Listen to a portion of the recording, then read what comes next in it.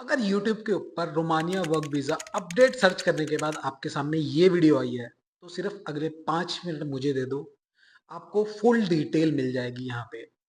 हम इस वीडियो के अंदर कोई फालतू बात नहीं करेंगे, जो चैनल को सब्सक्राइब करो, लाइक करो, कुछ भी करो। हम इस वीडियो के अंदर 4 मुद्दों के ऊपर बात करेंगे, जो रोमानिया के अंदर नया अपडेट क्या है, इंटरव्यू में लोग रिजेक्ट क्यों हो रहे हैं, एजेंट दुबई से रोमानिया भेजने का जो प्रॉमिस कर रहे हैं लोगों को, वो क्या चीज़ है, और टोटल प्रोसेसिंग टाइम में क्या चेंजेस आए हैं। हम इस 4 मुद्दों के ऊपर बात करेंगे इसके ऊपर। अब हर एजेंट सिर्फ आप लोगों को एक ही चीज़ बोल रहा होगा, रोमानिया अब फुली शेंगन कंट्री के अंदर आ चुका है, तो आप लोग यहाँ से बड़ी-बड़ी जो शेंगन कंट्रीज़ होती हैं, उसके अंदर ईज़िली मूव कर सकते हो। बट एक चीज़ क्लियर समझ लो, रोमानिया बेशक शेंगन कंट्री के अंदर आ चुका है, और आने के बाद रोमानिया ने अपने रूल्स, जो बॉर्डर की स्ट्रिक्टनेस होती है, बहुत ज़्यादा बढ़ा दी है। जिससे ये हो गया है कि अब जितने भी फॉरेनर वर्कर हैं, एम्बेसी के अंदर जितनी भी फाइल्स आ रही हैं, उनको इतनी बारीकी से चेक कर रही है, उनको थोड़ा सा भी कुछ डाउट हो रहा है तो वो साथ के साथ रिजेक्ट कर दे रही हैं फाइल्स को। और इस टाइम रोमानिया का रिजेक्शन रेट बहुत ज़्यादा हाई लेवल पे है। मैं आप लोगों को एक एग्जांपल देता हूँ। पिछले ही हफ्ते मेरे पास पंजाब से एक बंदे का मैसेज आता है, और वो अपनी पूरी स्टोरी सुनाता है। जी सर, मैंने अपने खेत बेचा है, अपनी मम्मी के ज्वेलरी मुथूट फाइनेंस में रखा है, जहाँ से मैंने 7 से 8 लाख रुपए उठाए थे। एजेंट ने उसको वर्क परमिट दिखाया, और वीएफएक्स से अपॉइंटमेंट लेटर उसको दिखा दिया, और उसको ये बोला कि अब तेरा वीजा आ चुका है, तू तैयारी कर और अपने सारे पैसे जमा करा दे। और उस बेचारे ने जाके सारे पैसे जमा करा दिए। जब वो वीएफएक्स के अंदर जा रहा है, तो उसको नहीं पता है कि अंदर इंटरव्यू भी होगा। और उसका इंटरव्यू हुआ, और इंटरव्यू में वो रिजेक्ट हो गया, और वहीं पे उसका पासपोर्ट वापस कर दिया गया। और उसके बाद हुआ क्या, उस एजेंट ने उसके पैसे आज तक नहीं मोड़े हैं, और वो कर्जे के नीचे दबा हुआ है। तो कोई भी एजेंट आप लोगों को ये बोले जे 100% मैं तेरा रोमानिया काम कर दूंगा, तो उसको बोलो मुझे रिटर्न में लिख के दे, और पैसा एक नहीं दूंगा पहले। अब हम बात करेंगे प्रोसेसिंग टाइम के बारे में।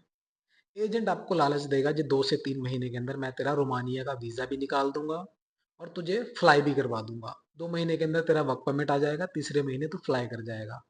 बट रोमानिया के रूल्स जब से चेंज हुए हैं, जब से वो शेंगन के अंदर आया है, वो पेपर ही आने में कम से कम 4 से 5 महीने लग रहे हैं। तो वो 3 महीने में कैसे आपको फ्लाई करवा देगा। उसके बाद दिक्कत ये हो रही है कि चलो आपका परमिट भी आ रहा है, सबसे बड़ी प्रॉब्लम आ रही है कि आपको वीएफएक्स में अपॉइंटमेंट ही नहीं मिल पा रही है अपने डॉक्यूमेंट्स और परमिट सबमिट करवाने के लिए। मेरे पास कितने बच्चों के कॉल्स आए हैं जिन्होंने ये बोला है कि सर हमारे पास परमिट आ चुके हैं, बट 3 महीने हो चुके हैं जी, हमें वीएफएक्स में अपॉइंटमेंट ही नहीं मिल पा रही है। अब उनके जो परमिट का जो डेट है वो भी एक्सपायर होने वाला है। तो कोई भी एजेंट आपको ये बोल रहा है कि मैं तेरे को 2 या 3 महीने के अंदर अपॉइंटमेंट भी दिलवा दूंगा और फ्लाई भी करवा दूंगा, उससे पहले ही पीछे हट जाओ, या उससे रिटर्न में लो कि तू अगर करवा देगा तो मेरे को लिख के दे। क्योंकि अब जो वीएफएक्स टोटल जो टाइम ले रही है, वो ले रही है 7 से 8 महीने का। 4 से 5 महीने के अंदर आपका वर्क परमिट आएगा, और अपॉइंटमेंट का वेट करते करते वही 3 से 4 महीने फिर भी जाएंगे। ना ना करते करते भी 2 से 3 महीने जाएंगे ही, तो 8 महीने लगा के चलना। रोमानिया के वर्क परमिट और वीजा लेने में 8 महीने लग जाएंगे आप लोगों को। अब सबसे बड़ा इंपॉर्टेंट, इंटरव्यू में क्या पूछा जाता है हमसे। पहले रोमानिया के जब एम्बेसी में हम जाते थे, तो कोई इंटरव्यू वगैरह नहीं होता था, और इतना कोई पूछता भी नहीं था। बट कुछ टाइम से, जब से रोमानिया शेंगन के अंदर आई है, कई लेबर्स ऐसी हैं जो वहां जा रही हैं और इंटरव्यू नहीं क्रैक कर पा रहे हैं, और वापस रिजेक्ट होके आ रहे हैं। हो क्या रहा है जे, हम 7 से 8 महीने अपॉइंटमेंट के लिए पहले वेट कर रहे हैं, और उसके बाद जब हम काउंटर पे जा रहे हैं, तो हमें एजेंट बता ही नहीं रहा है जी हमें वहाँ पे इंटरव्यू में क्या क्वेश्चन पूछे जाएंगे।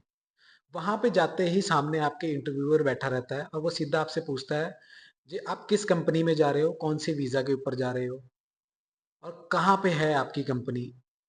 जो बंदे वहाँ जा रहे हैं उनको ये सब चीज़ों के बारे में पता ही नहीं है, और सामने वाला आपका फेस देख के समझ जाता है जी ये बाय एजेंट के थ्रू आया है, इसको कोई नॉलेज ही नहीं है, और वो वहीं पे आपका वीज़ा रिजेक्ट कर देता है। ऐसा नहीं है जी इंग्लिश आनी कंपलसरी है, क्वेश्चन इतने कोई हार्ड नहीं पूछे जाते हैं। वो सिर्फ आपसे 3 क्वेश्चन पूछेंगे, आपकी कंपनी का नाम क्या है, आप कौन से वीज़ा के ऊपर जा रहे हो, आपको पता है कि आप जिस काम के ऊपर जा रहे हो वो आपको काम आता है या नहीं आता है। बस ये 3 क्वेश्चन पूछते हैं वो लोग। इंटरव्यू में सिर्फ ये 3 क्वेश्चन ही आएंगे, आप जब भी जा रहे हो तो इस 3 क्वेश्चन को हमेशा रेडी करके जाना। अब हम बात करेंगे सबसे बड़े ट्रैप की, जो एजेंट्स ने बोला है कि दुबई से रोमानिया जाना बड़ा ईज़ी है। तो आजकल हो क्या रहा है, एजेंट्स ने एक नया धंधा बनाया है, जे हम लोगों को ये बोलेंगे जी दुबई से रोमानिया जाना ईज़ी है, इंडिया से बड़ा मुश्किल है, अपॉइंटमेंट्स नहीं मिल पा रही हैं।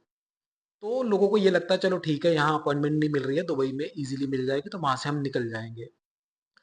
दुबई के देरा सिटी में चले जाओ या शारजाह में चले जाओ, एक रूम के अंदर कितने-कितने लोग बंदे बैठे हुए हैं 3-3 महीने से। एजेंट उनका पासपोर्ट लेके बैठा हुआ है, ना उनका फ़ोन उठा रहा है। अब उनको ये टेंशन हो रखी है, जे भाई हम इंडिया ही वापस चले जाएँ, हमारे लिए वही बहुत बड़ी बात है।